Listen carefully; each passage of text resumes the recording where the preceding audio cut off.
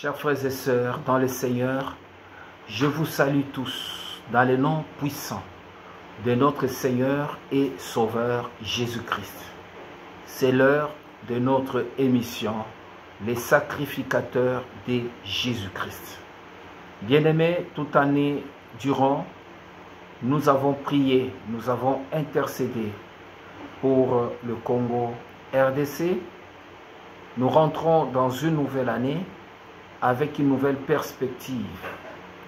Parce que le ministère de l'intercession n'est pas lié à une nation. Mais le ministère de l'intercession, il est humanitaire. Il est mondial. C'est le ministère qui touche tous les continents. Dieu nous avait donné la mission pour l'année 2023 d'intercéder pour la RDC, sans oublier le Congo-Brazzaville qui est ma deuxième patrie, ma seconde patrie, là où je réside. Mais les enjeux qui étaient en RDC étaient très fondamentaux et très énormes. Voilà pourquoi nous avions consacré beaucoup de séances de prière pour pouvoir orienter l'action de Dieu dans ce pays, pour que Dieu, dans son amour infini, puisse amener toutes choses à bon port. Et nous voyons combien les enjeux étaient énormes, le combat énorme, et Dieu est en train d'apaiser les consciences et de remettre de l'ordre dans notre agitation. Beaucoup de mains sont encore présentes dans notre pays et beaucoup de bouches parlent à notre détriment et nous sommes secoués par tous les moyens. Mais Dieu est en train de vouloir redresser cette nation au travers d'une politique ambitieuse et pouvoir amener que la colonne vertébrale de la RDC soit réellement efficace afin que tout l'ossature du Congo puisse être debout et capable de marcher sans faille. Que tous les fils, toutes les filles et même le peuple qui ont choisi cette nation comme leur patrie, chacun se retrouve. Bien-aimés, nous avons fait notre part en prenant la part spirituelle, la part de la prière. Il y a ceux-là qui sont dans l'action politique, ceux qui sont dans l'action économique, ceux qui sont dans l'action financière, ceux qui sont dans l'action médicale, ceux qui sont dans l'action militaire, et chacun est là selon la portion d'autorité que Dieu lui donne.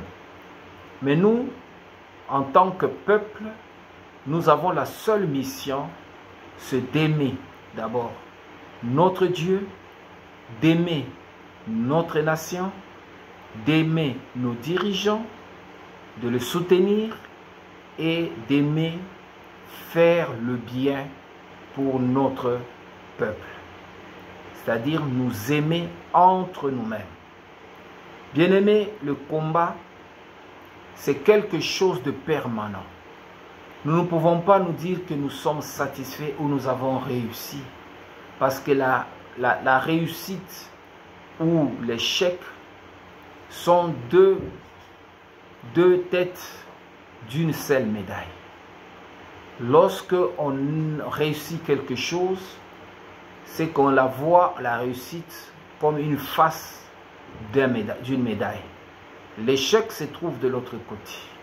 Voilà pourquoi il faut faire attention. Même la Bible nous dit que celui qui est debout, fasse attention de ne pas tomber. Ne te moque pas de celui qui a échoué aujourd'hui, parce que toi tu as réussi. Parce que celui qui a échoué aujourd'hui occupe une position qui peut changer demain, et que celui qui rit ou qui a réussi aujourd'hui peut échouer demain. Voilà pourquoi, bien-aimés, nous devons tous faire un effort comme étant le Fils de Dieu, de pouvoir nous entretenir, de pouvoir nous souder, de pouvoir avoir la hauteur dans nos pensées, de nous aimer et de travailler pour le bien-être commun. Bien-aimés, nous allons rentrer maintenant cette année dans une action plus globale. Parce que la mission que j'ai reçue de la part du Seigneur n'est pas liée nécessairement à la RDC. Mais c'est une mission qui est capitale. De prier pour l'Église, de prier pour ceux qui ne croient pas encore à la parole de Dieu, qui sont distraits, tous ceux qui sont égarés. Que la lumière de l'Éternel, de Jésus-Christ, les éclaire du fond de leur cœur et qu'ils retrouvent le chemin, qu'ils retrouvent la paix, qu'ils retrouvent la joie de vivre, malgré que les choses ne marchent pas, malgré que les situations sont intenables, malgré les conditions sont difficiles. De ne pas regarder au vent qui souffle, mais plus de regarder à celui qui génère le vent. Quelle est son intention? Quelle est sa motivation? Est-ce Dieu qui est derrière ce vent? Est-ce Dieu qui est l'instigateur? Ou il y a une autre main noire qui agite le vent? Et pour quel but? Celui de nous faire peur? Celui de troubler notre quiétude? Ou celui de nous amener à rechercher la présence de Dieu? Bien-aimés, c'est notre attitude qui doit définir notre échec ou notre réussite. La Bible nous parle des disciples, des apôtres de Jésus qui étaient dans la barque avec Jésus. Pendant que Jésus dormait, la parole de Dieu nous dit qu'un vent souffla. Un vent impétueux souffla sur la mer fut agitée. Les disciples tentèrent par leurs moyens de calmer le vent, mais ils n'arrivent pas. L'eau envahit la pirogue et ils s'est noyés. Ils ont crié de toute leur force. Ils ont réveillé Jésus. Ne vois-tu que nous mourons, Maître? Jésus se réveilla, le regarda et dit: homme de peu de foi. Il menaça le vent. Il eut un calme total. Certains se disent: qui est celui qui peut calmer même la tempête? Il parla au vent. Bien-aimé, c'est que derrière le vent, il y a les oreilles, il y a une entité qui entend, il y a un esprit qui peut se calmer et qui s'est agité et qui a agité aussi le vent. Et lorsqu'on lui adressa une parole par Jésus, cet esprit a entendu qu'il y a une parole qui lui a été adressée de se calmer.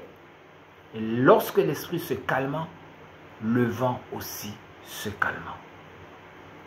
Bien-aimés, c'est ça la force de l'intercession. Jésus n'a pas intercédé pour lui. Il a intercédé aussi pour ceux qui étaient avec lui. Et en voulant agir ainsi, il a réglé le problème, non pour lui-même, mais aussi pour ceux-là qui l'entouraient. C'est que l'intercesseur n'est pas un surhomme. Il est quelqu'un aussi qui vit aussi les mêmes problèmes. Il peut subir la même situation, il peut subir le même combat, il peut subir tout ce qu'un homme normal subit. Ça peut être la pauvreté, la disette, le manque de ceci ou de cela. Le problème peut arriver sur le plan social, sur le plan économique. Il le vit aussi. Mais le problème ici, c'est que Dieu donne la capacité de changer les choses par la prière. C'est dans cette émission que Dieu va nous conduire à comprendre quel est le pouvoir de l'intercesseur. Comment développer le pouvoir. Comment développer le pouvoir de la prière. Et lorsque vous priez, et lorsque vous intercédez, directement l'action arrive. La réponse arrive. Et les choses, le cours des choses change immédiatement. Ça peut être d'un cas désespérant, d'une situation difficile, d'un cas de maladie incurable, d'un désespoir, d'un chaos, d'un sinistre ou d'une épidémie contagieuse. Ça peut être une guerre, quelque chose d'inquiétant. Mais l'intercesseur a la capacité de changer, d'arrêter, de modifier, d'éloigner, de vaincre, de stopper, de faire retourner la situation à l'expéditeur. Il a tout le potentiel de bloquer l'action de l'ennemi et de faire échouer la mission du mal. C'est un ministère très délicat.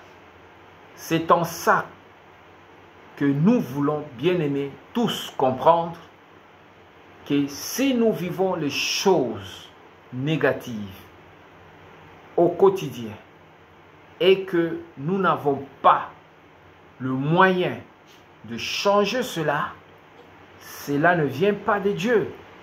Cela ne vient pas de Christ. Mais Dieu a placé toutes choses en nous.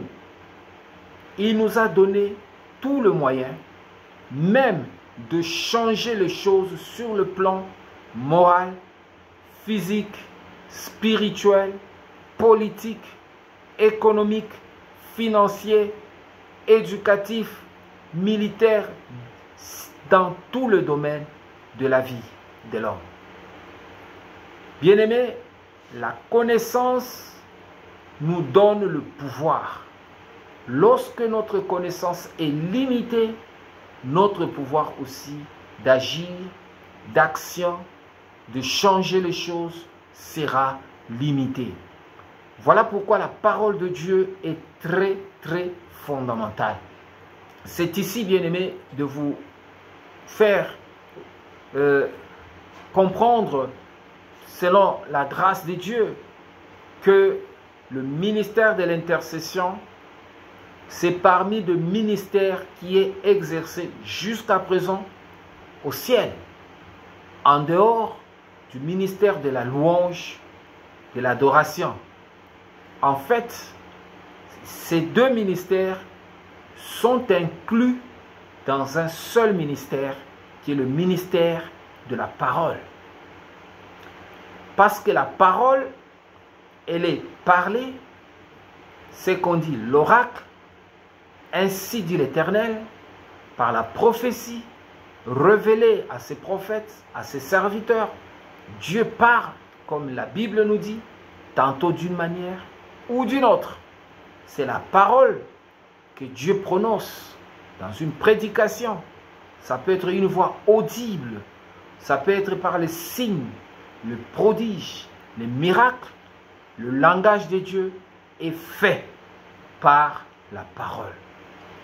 La parole, elle peut être une parole manifestée par la prière, ce qu'on appelle une prière d'action de grâce, une prière de supplication, une prière de louange, une prière d'adoration, une prière de combat ou de foi.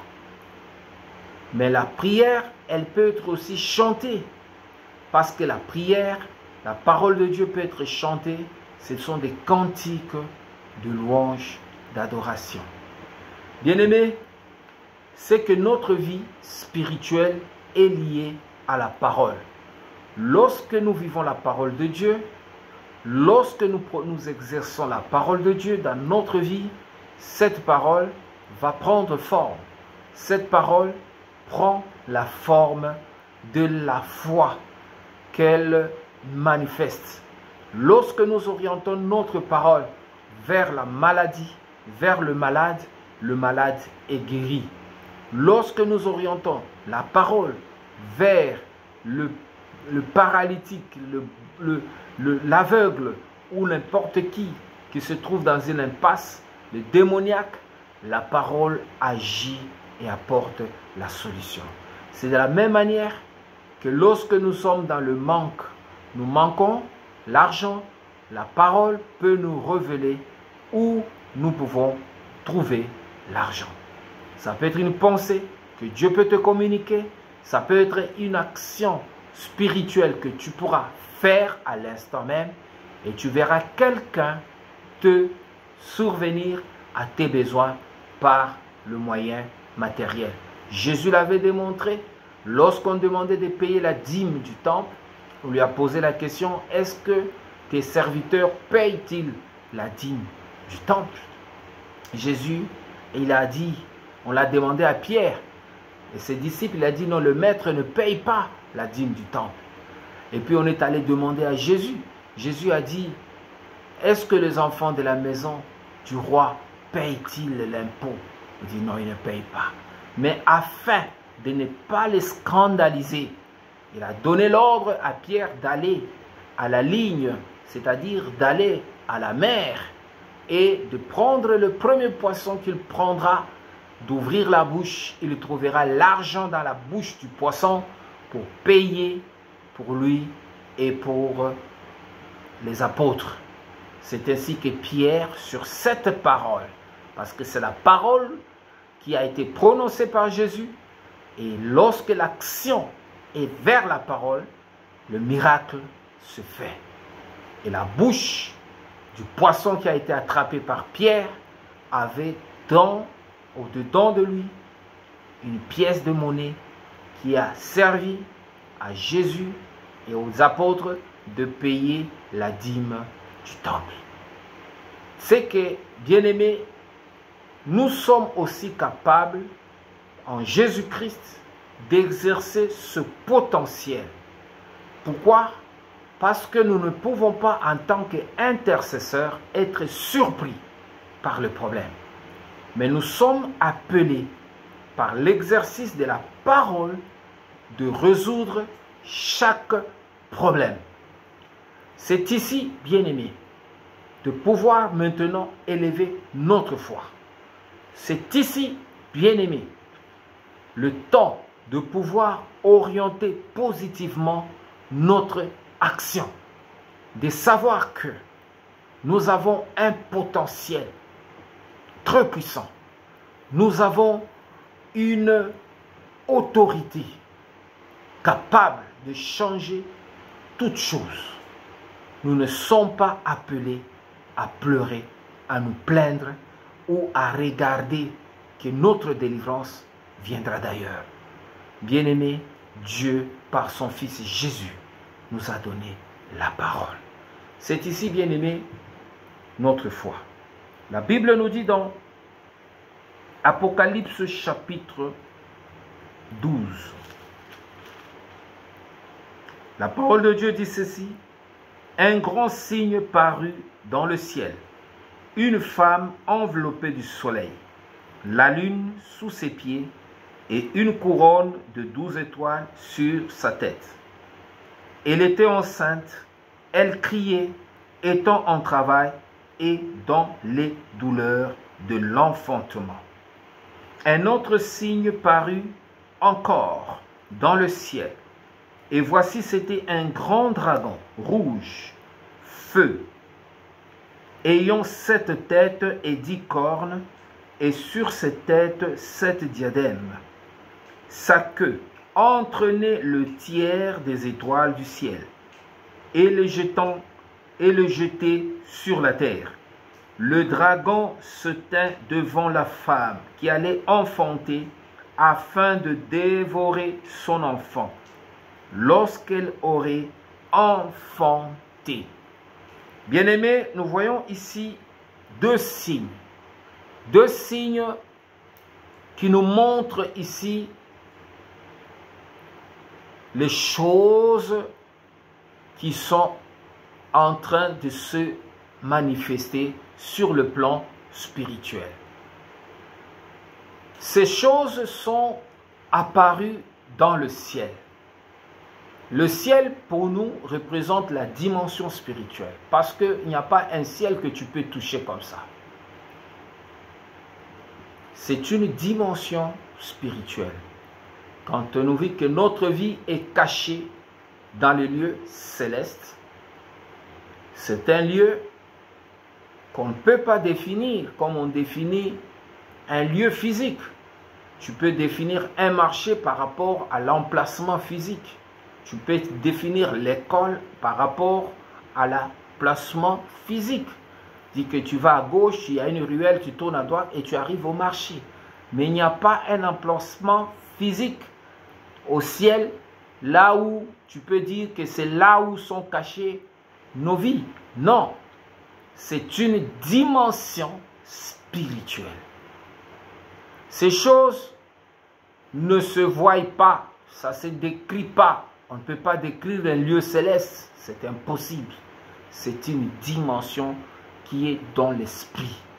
Or, la Bible nous dit, celui qui est né de la chair est chair, et celui qui est né de l'esprit est esprit. C'est que les choses de l'esprit ne s'expliquent pas comme s'expliquent les choses physiques.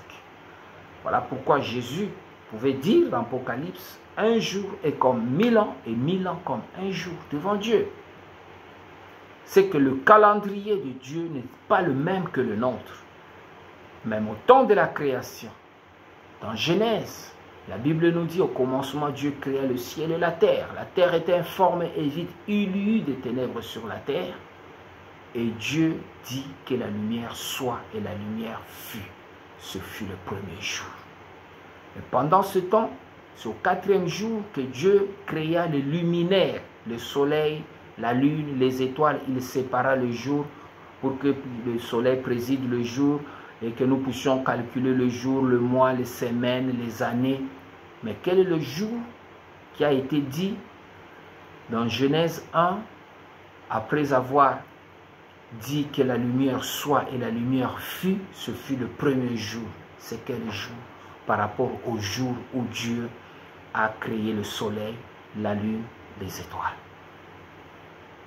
C'est là où la connaissance nous aide à comprendre que quand Dieu parle d'un jour, ce n'est pas notre jour à nous sur la terre, c'est un jour selon son Dieu, sa divinité.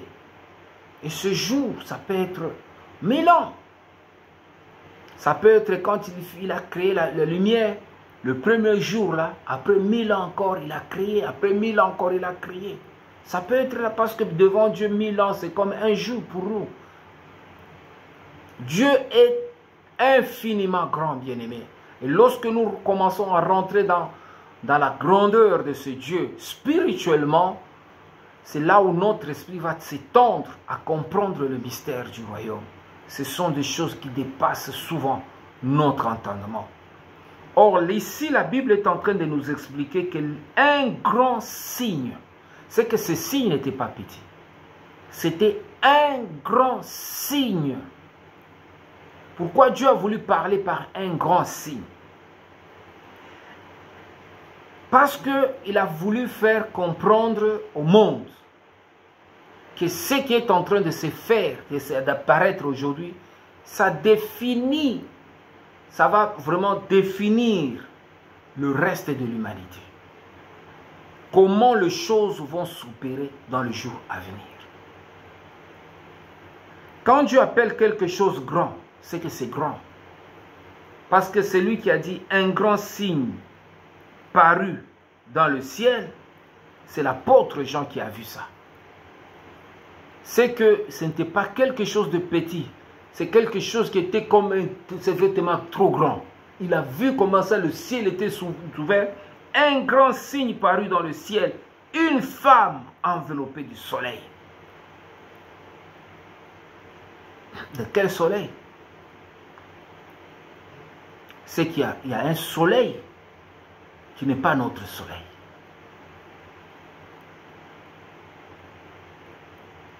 Notre soleil préside la terre. Mais c'est un grand signe paru dans le ciel. Une femme enveloppée du soleil. La lune sous ses pieds. Et une couronne de 12 étoiles sur sa tête. On ne montre pas, on ne parle pas de la terre. Ici, on nous parle de la dimension des astres. Cette femme est enveloppée du soleil, parce que le soleil c'est l'étoile. Et cette étoile, l'éclat du soleil, ça représente la divinité de Dieu. Comme Jésus, on l'appelle le soleil levant. Le soleil levant. Il est enveloppé de la gloire de Dieu, du soleil levant. La gloire du soleil, la lune. La lune, c'est l'astre qui est proche de la terre. La lune ici, c'est l'astre qui prend la lumière du soleil pour éclairer la terre. En fait, la lune n'est pas un astre lumineux. La lune, c'est l'astre qui est, c'est comme le miroir qui scintille la lumière du soleil vers la terre. Et la lune ici, c'est l'astre qui est représenté comme l'épouse. L'épouse qui a le caractéristique de la femme. La Bible nous montre de la femme qui est enveloppée du soleil et de la lune qui est sous ses pieds. Et on nous parle ici d'une couronne de 12 étoiles sur la tête, sur sa tête. Les 12 étoiles qui représentent le 12 anges. Parce qu'une étoile représente aussi un ministère. Ça représente aussi une royauté. Ça représente aussi une divinité. C'est-à-dire 12 divinités, 12 rois, 12 anges, 12 esprits sur sa tête. C'est que cette femme n'est pas n'importe quelle femme. Voilà pourquoi on la définit comme étant une matrice, comme étant une mère géniteur, c'est-à-dire la mère qui doit, c'est-à-dire c'est la matrice de Dieu. Cette matrice qui doit produire la volonté de Dieu, qui doit produire l'action de Dieu. Et cette action, c'est ce que nous allons voir. Mais cette matrice, la Bible nous dit, je parle de la matrice parce que c'est une femme, la femme porte la matrice. C'est que cette femme, on nous parle du soleil. Quand on voit le soleil, on peut dire que le soleil c'est une sémence. Qu'est-ce que la Bible nous dit? Lorsque nous rentrons dans les Écritures, bien-aimés, la parole de Dieu nous dit ceci: Marie a été choisie par Dieu. Et l'ange Gabriel lui annonça la nouvelle. Il a dit: je vous salue Marie. Vous êtes pleine de grâce. Et le Seigneur est avec vous. La salutation de l'ange a troublé Marie parce que l'ange lui a dit: le Saint-Esprit t'enveloppera et tu seras enceinte. C'est le même signe que Jean a vu sur le plan spirituel. Mais ce qui s'est passé dans la Bible, à la naissance de Jésus, avait pris corps dans une action de Dieu, par l'ange de Dieu, qui ont dit: le Saint-Esprit te couvrira, tu tomberas enceinte et tu mettras un homme, un fils, qui va paître le peuple de Dieu, Israël, avec la verge de fer. Il sera grand devant Dieu et devant les hommes. On l'appellera Jésus. Bien-aimés, si nous comparons de cette femme qui est enveloppée, c'est que Marie est une femme terrestre, mais qui avait la vertu du Saint-Esprit, qui avait la nature du Saint-Esprit, qui a été enveloppée par le Saint-Esprit, qui a produit le Fils. Mais cette femme de l'Apocalypse, c'est une Marie spirituelle, qui est enveloppée du soleil, le soleil qui représente la nature ou la divinité de Dieu, ou la sémence de Dieu, et la lune sous ses pieds, la lune qui représente l'épouse, parce que cette épouse qui sera prise, qui sera épousée, elle est en préparation, elle n'est pas encore en maturité. Voilà pourquoi elle est sous l'autorité de la femme. Mais ici, quand Dieu nous montre ces choses, c'est pour nous expliquer l'église spirituelle par rapport à l'église physique. C'est que ce qui est né de l'esprit vient du ciel et a un impact sur le monde.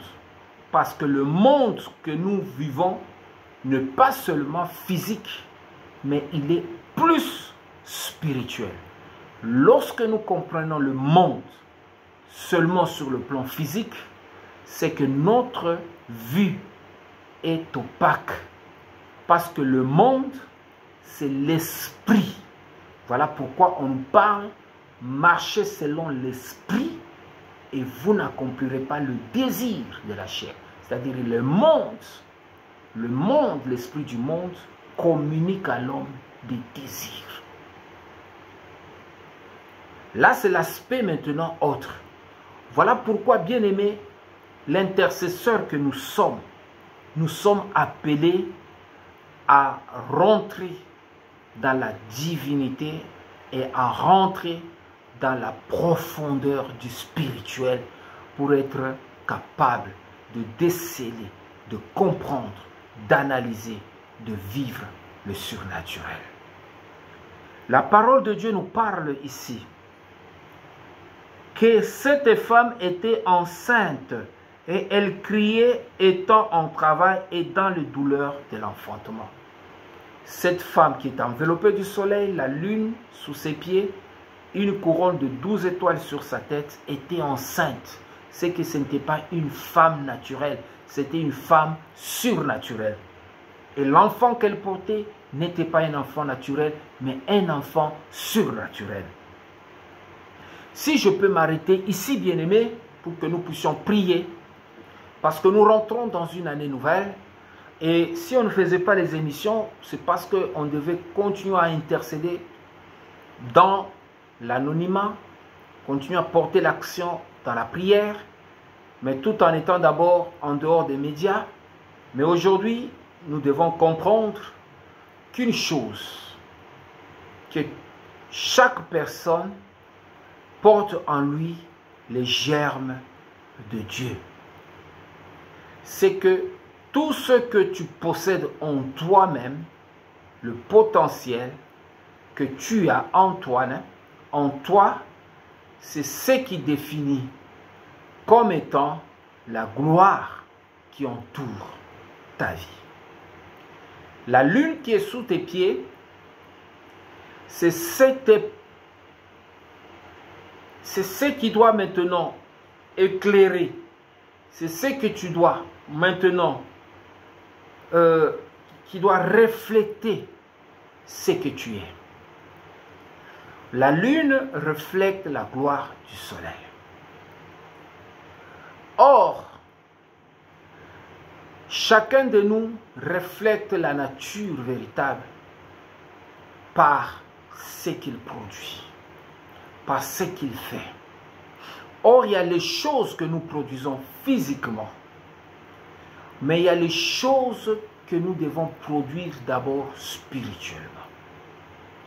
Le bébé qui est dans le ventre, c'est une action spirituelle. C'est un fruit spirituel. Ça peut être un projet, ça peut être un ministère, ça peut être un don, ça peut être tout ce que Dieu t'a donné. Quand tu veux commencer une année, tu as un projet, tu as quelque chose, tu es enceinte de quelque chose, tu es en douleur d'enfanter un fils. Bien-aimé, la Bible nous dit de cette femme qui est enveloppée. Cette femme, c'est toi. Cette femme, c'est moi, qui est enveloppée de la gloire. C'est cette femme qui a la couronne, qui a les 12 étoiles sur sa tête, les 12 ministères, mais qui est en douleur d'enfantement. Bien-aimé, il y a les choses que tu dois enfanter. Il y a des choses pour que ça apparaisse dans ce monde. Tu dois les accoucher. Ça est d'abord en toi-même. Ça brûle en toi. Ça te tourmente jour et nuit. Ça tourne en toi-même. C'est une grossesse qui dure, mais qui doit être accouchée à tout prix. Qu'est-ce que la parole de Dieu nous dit, bien-aimés? Écoutez bien. Un autre signe parut encore dans le ciel, pendant que la femme est en douleur. Pendant que tu es en train de souffrir pour des choses que tu veux accomplir, de projets, de grandes choses que tu veux faire cette année pour Dieu, ça est en toi, ça bouge. Un grand dragon rouge feu, ayant 7 têtes et 10 cornes, et sur ces têtes 7 diadèmes. Sa queue entraînait le tiers des étoiles du ciel et les jetant sur la terre. Le dragon s'éteint devant la femme qui allait enfanter afin de dévorer son enfant lorsqu'elle aurait enfanté. Ça veut dire quoi, bien-aimé? Pendant que toi tu es en train de vouloir enfanter quelque chose cette année, sache bien que le combat sur le plan spirituel est déjà engagé. Il y a une entité spirituelle négative qu'on appelle le dragon. Chacun de nous a son dragon qui est devant lui et qui attend impatiemment dévorer ce que tu veux produire. Voilà pourquoi, bien-aimé, il y a des choses que tu dis, ah, là, cette année, vraiment, je dois faire ceci ou cela. Mais sous karakaka na mabloba et sous karakaka na matanisi, les choses-là ne s'accompliront jamais. Pourquoi? C'est parce que ton dragon, là, l'a dévoré. Lorsque tu veux faire quelque chose, pas spirituellement, il a déjà dévoré. Et tu ne comprends pas pourquoi les choses n'arrivent pas. Ah, mais telle année, j'avais pensé faire ceci. Je voulais faire ceci. Jusqu'au moment où tu as eu l'argent, c'est un problème qui naît et cet argent est gaspillé. Ton projet meurt. Dragon nayo allié likambango, allié mwana nayo oyo obande komone la pasi pour abima na mokili. Et les années passent, et les mois passent, et les jours passent. Le gars là, il est toujours devant nous. Mais là, quelle est notre attitude? Cette femme, la Bible nous la montre, c'est une femme glorieuse. Mais la Bible nous montre que le dragon aussi n'est pas n'importe qui. Parce que lui aussi, il a une queue. Et la queue là, a la capacité d'entraîner le 1/3 des étoiles. Or, la Bible nous parle ici de la femme dont la couronne de 12 étoiles était sur sa tête. Si nous pouvons rentrer dans l'action, c'est que le gars là, il a la capacité même de, par sa queue là, d'enlever même 4 étoiles. Namutu à moisson. Le 1/3 c'est combien? C'est 4, non? 4 fois 3 c'est 12. c'est que le dragon a pris un tiers des étoiles du ciel et les a jetées sur la terre. Et les étoiles, ce sont les anges. Les étoiles, ce sont des anges. Et ces anges-là qui sont tombés sur la terre, ce sont ceux-là qu'on appelle les dragons. Et qu'on appelle les démons. Qu'on appelle les anges déchus. Pourquoi les démons? Quelle est l'action des démons? Les démons, ce sont les esprits qui rentrent dans la vie de l'homme et qui communiquent des pensées impures. Ça peut être des pensées de colère, des pensées de jalousie, les pensées de haine, les pensées de méfiance, les pensées de songi-songi, les pensées de meurtre, les pensées, il y a impureté, il y a honte, il y a nyonso tu ya bosoto. Et c'est ce qui fait que l'homme agisse. Il y a un caractère, un sentiment, un sentiment impur, ils sont manifestés par les esprits. Et ces esprits se nourrissent des actions négatives que nous produisons au quotidien. Tango siliki, esprit à kandapé, allié à sepel. Tango ini, ini moninga, esprit à koinapé, lié et sepel. Et ces esprits aussi mangent. Et les esprits, quand ils mangent, ils grandissent. Ils se produisent aussi, bien aimés, comme les êtres humains qui se produisent. Yango mona kande si la kate comme toujours makasi parce que l'esprit ne colle à comme un liboma et comme petit ou comme les gens. Et quand ça devient les gens bien aimés ou comme muto liboma. Ah tata on a vraiment on comprend pas. Azaki n'a bien même kolo to comprendre. Pourquoi? Parce que les esprits là quand tu les nourris. Voilà, la parole de Dieu vient nous éclairer. Mais les esprits là ça habite dans les cœurs des gens. Moi je peux dire c'est un combat perpétuel que nous avons sur la terre parce que les démons là sèment aussi dans notre vie. Et Jésus a dit, c'est souvent pendant que nous dormons, pendant que nous sommes distraits, il y a des semences livrées. Ce sont des démons qui sèment. On appelle l'ennemi à s'aimer. Tu peux prier, tu invoques ton Dieu, ou tu n'as pas jeune, tu n'as pas envie de faire du mal, paf!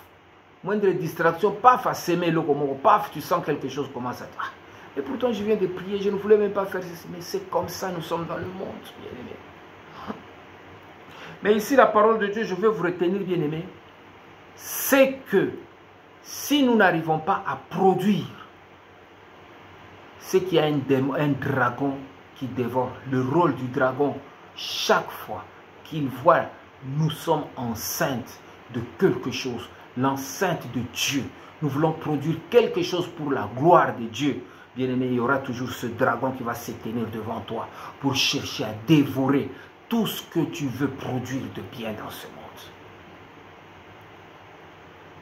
Yango komona makambo nzambe soko lingo sala bolamo lingo bonga na kati ya mokili ezabi tumba. Olingo banda mbongo. Au sein de moi, l'économie, le bimbo, on a bomba moi 100 francs, 200 francs pour que na banda boy. Bien aimé, dragon a perçu à mon amour. Ah, il est kambango, zemi ango lingue bota moi, alinga bota moi boutique boy, alinga bota moi activité moko boy. Dragon à la télé, mais comme oninga. Dans au bandika pouf. Allié. Et ce dragon peut susciter même ce qu'on appelle les événements négatifs. On a bomba moi mbongo pour que je fasse moi boucherie nanga. Yomko papa ah bandi boucherie boy. Le jour où tu vas acheter le camion, le carton, c'est pas de poissons, des trucs là, tu mets dans le congélateur. Le dragon va attaquer la cabine de courant là. Pouf! Transphosique. Ah! Et tu n'as plus l'argent pour acheter même un groupe électrogène. Bien aimé, c'est des choses que moi j'ai vu une femme. Ce que je vous raconte là, c'est une histoire vraie. À quelque chose, moi économique, quand il va avoir ma carte ou quoi, de mutuelle, de crédit, on lui donne un petit crédit là, paf. Oh, je vais ouvrir une boucherie. Sur mon congélateur, mi balé, mi sato, papa. Moi, un pio dit, nini, tout, tiens dans le congélateur. Mon frère, quand on a boutou, on a transphosique.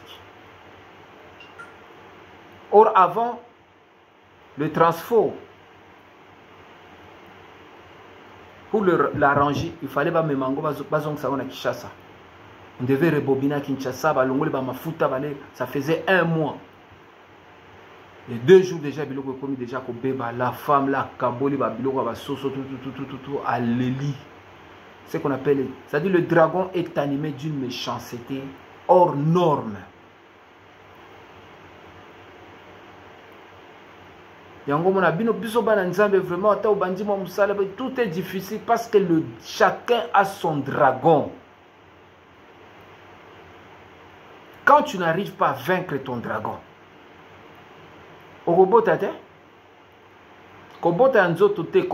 c'est-à-dire tu commences une pensée, un projet peut aboutir, ça sera difficile. Mais ce n'est pas impossible. Je ne vous décourage pas. Mais je vous donne juste les effets de comprendre ce qui s'est passé dans le spirituel. C'est ce que Dieu est en train de vouloir nous expliquer. Et cette femme n'est pas une femme physique, c'est une femme spirituelle. C'est une dimension de l'esprit qui peut revêtir tout un enfant de Dieu. Parce que nous sommes l'épouse de Christ. C'est qu'il y a une gloire qui est en nous. Et nous sommes appelés à enfanter. Même dans la douleur. Jésus a enfanté l'Église dans la douleur. Si tu n'as jamais ressenti la douleur et que tu enfantes, bien aimé, tu n'es pas un enfant de Dieu. Tout enfant de Dieu doit sentir la douleur. Il doit dire que ça, je l'ai eu dans ma douleur. Ce ministère, je l'ai eu dans ma douleur. Cette bénédiction, je l'ai eu dans ma douleur.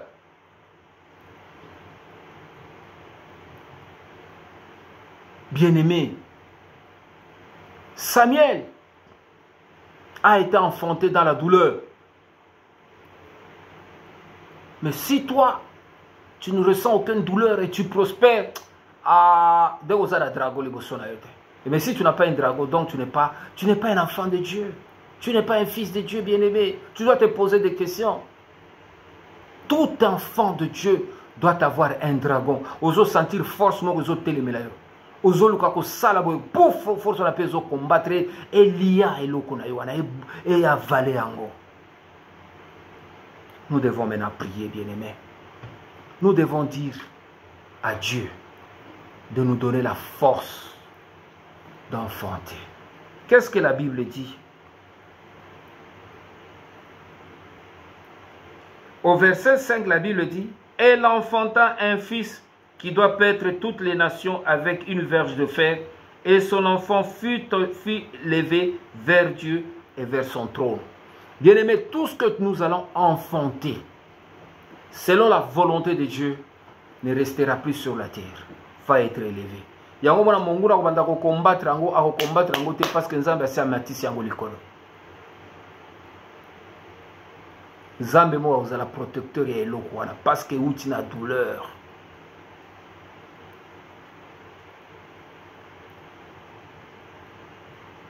C'est pour cela qu'on nous appelle les sacrificateurs. Les sacrificateurs, c'est ceux-là qui, au prix de la douleur, produisent des choses qui plaisent à Dieu. Produisent des choses qui font du bien à Dieu. Jésus, s'il est venu sur la terre, parce qu'il y a eu quelqu'un qui avait ressenti la douleur.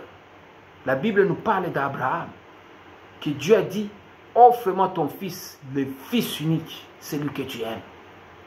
Quelle douleur pendant 3 jours de marche, jusqu'au lieu où je t'indiquerai, au mont Morija.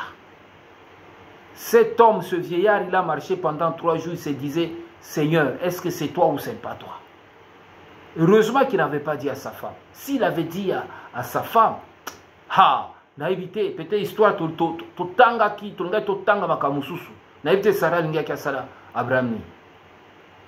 C'est vrai qu'Abraham était un peu vieux, Sarah peut-être langa ki moi n'a évité, hein. Peut-être scandale linga ki comme la Bible. Mais le gars a dit, cette vérité-là n'est pas bonne à dire. Na melango kanga moko, douleur n'affronter au kanga.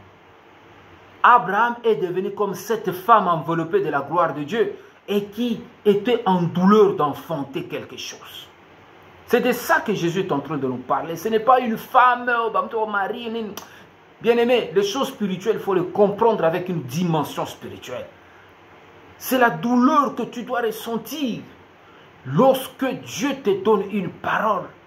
Jésus, à un certain moment, il était comme cette femme qui devait enfanter l'église à Gethsémani.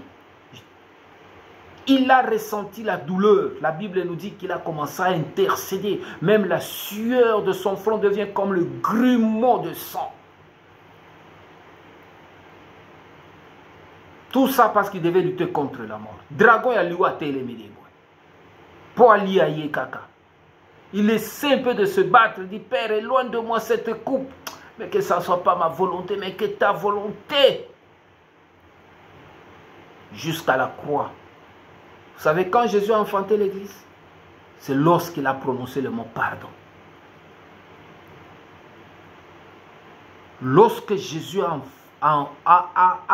prononcé le mot Père, pardonne-les, c'est là où l'enfant église est né.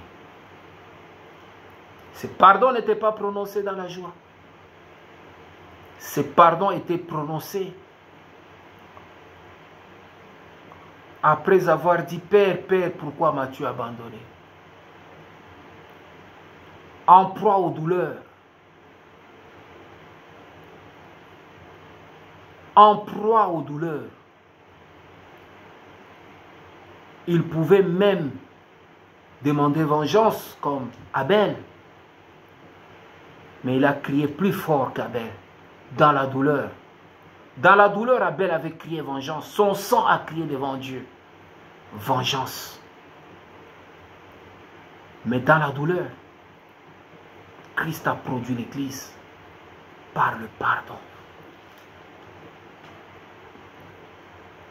C'est ce que nous sommes aujourd'hui. Nous sommes l'Église de Jésus. Nous sommes le fruit de Jésus. Mais c'est que les choses de Dieu sont comme la course de relais.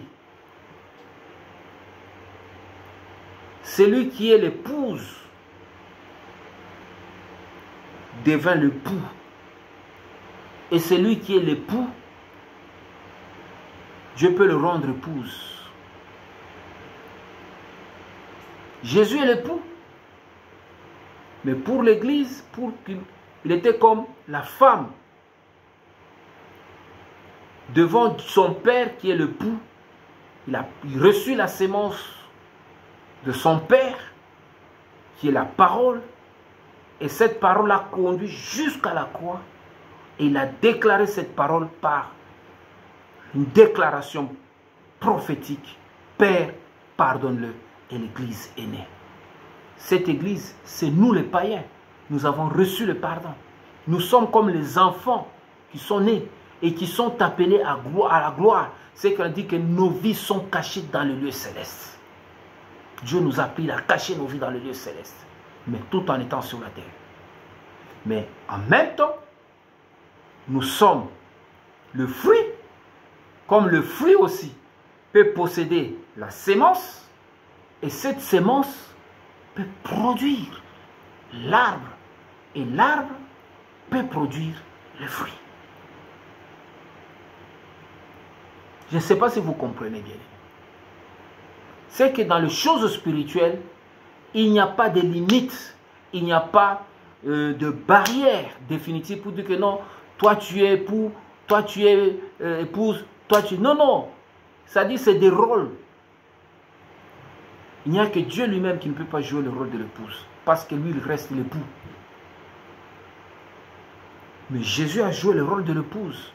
Parce que c'est lui qui a mis au monde l'Église. Sur toi, je bâtirai mon Église.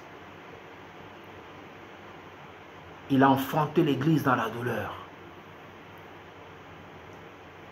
Pendant que le dragon de la méchanceté, de l'injustice, voulait avaler cette église parce qu'il ne fallait pas que Jésus prononce le pardon, bien aimé. Ni place soit un chaos, les qui diable, dragon à couille, Satan bamba menacé. La Bible nous dit les signes sont passés même dans le temple. la terre trembla, il y eut de l'obscurité sur la terre. La Bible nous dit, même le voile du temple fut déchiré parce que le dragon, il y a une délivrance spectaculaire qui a été opérée à cause de Jésus qui a produit dans la douleur. Nous devons, nous aussi, fils de Dieu, où nous sommes, produire les enfants de Dieu, l'œuvre de Dieu dans la douleur. Et si nous arrivons à produire, c'est que nous honorons Dieu. C'est la mission pour laquelle Dieu nous laisse encore sur la terre. Et si l'année passe, on ne produit pas, Dieu nous donne encore la seconde chance. Il dit, rentre encore, apprends encore, fais encore. Nous devons produire. Et lorsque Jésus a produit, c'est fini, il est parti. Il a dit, Père, entre tes mains, je remets mon esprit. Tout est accompli.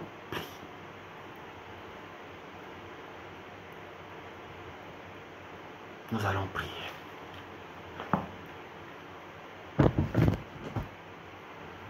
Tu vas prier le Seigneur ton Dieu, mon frère. Tu dois être conscient d'abord de ce que tu es, de ce que tu as et de ce que tu dois faire. Nous ne devons jamais condamner les autres. Et si le monde ne marche pas, c'est parce que nous ne produisons pas assez. Voilà pourquoi nous voyons le monde produire plus que les enfants de Dieu. On se plaint, Mabezoko, la mingi, kebolam. C'est parce qu'on ne produit pas. On commence à subir. Or, la Bible nous dit que si les justes se multiplient, la nation est bénie. Les justes doivent se multiplier. Nous sommes appelés à cela, à produire plus d'œuvres de justice. Plus d'œuvres de justice qui doivent impacter le monde, qui doivent éteindre le pouvoir du dragon. Chacun a son dragon, qui le combat, qui se met devant lui. Moi j'ai mon dragon, qui ne veut pas que je réussisse, qui s'attaque à ma vie tous les jours. Toi aussi tu as ton dragon. Le dragon de cette femme s'est levé lorsque cette femme voulait mettre au monde. Le dragon de Christ s'est levé lorsque Christ devait mettre au monde l'Église.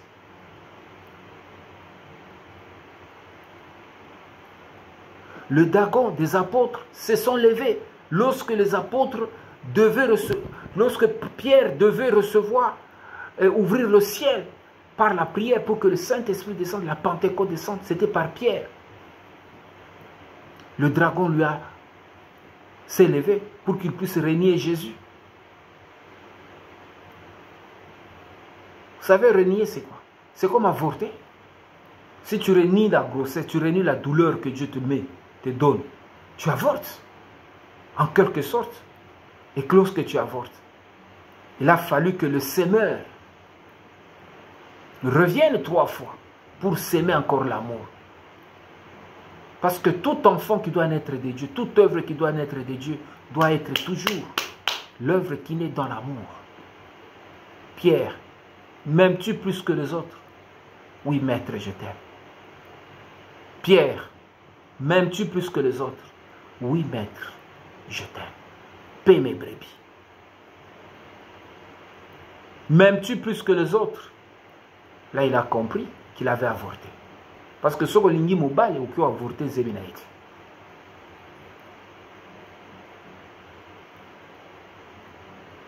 Tu le sais toi-même. Lorsque tu seras affermi